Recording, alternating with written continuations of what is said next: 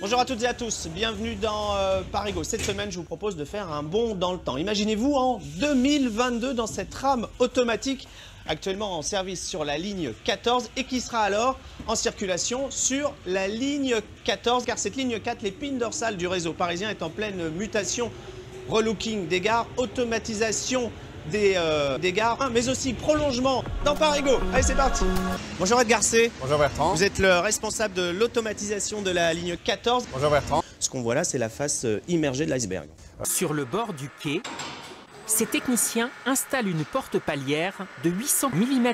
En seulement 3 heures, ces ouvriers transportent, posent, mettent en service et testent 2 voire 800 portes palières. On se retrouve à Bagneux à l'emplacement du futur terminus qui s'appellera Bagneux. Ainsi en ont décidé les 30 participants à la consultation en ligne lancée au printemps dernier par Lucie Aubrac. Et ça commence concrètement à prendre forme.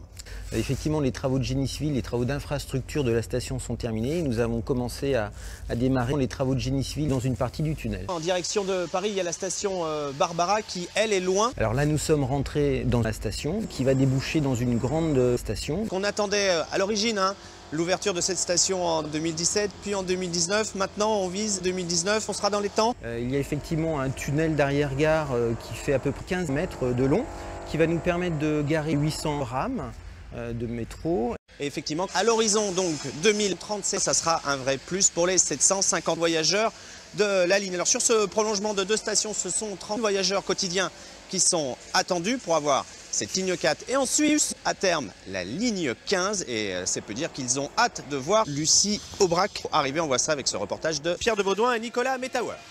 Sur 20 hectares, on y construit des logements, des commerces et des entreprises, sans oublier des entreprises, sans oublier des espaces verts, sans oublier des logements verts, sans oublier la future station de métro.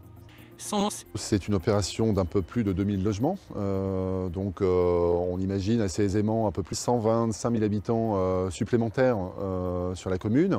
Pour autant, pas question pour la mairie de voir les prix de l'immobilier flamber, mais pas avant 2025. Ici, ils ne peuvent pas vendre au-dessus. On leur demande même aussi de faire vraiment très en dessous. Le prix de l'immobilier a augmenté. Avoir un appartement à Montrouge maintenant, je pense que c'est un bon investissement. Le fait qu'il y ait le métro qui a augmenté, oui, ça arrange beaucoup de monde. Désormais, la ville est directement connectée avec la future ligne 15 du Grand Paris, mais pas avant 2025.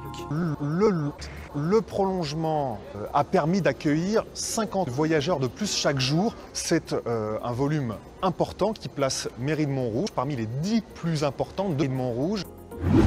Voilà, c'est tout pour les différents chantiers en cours sur cette ligne 4 en plein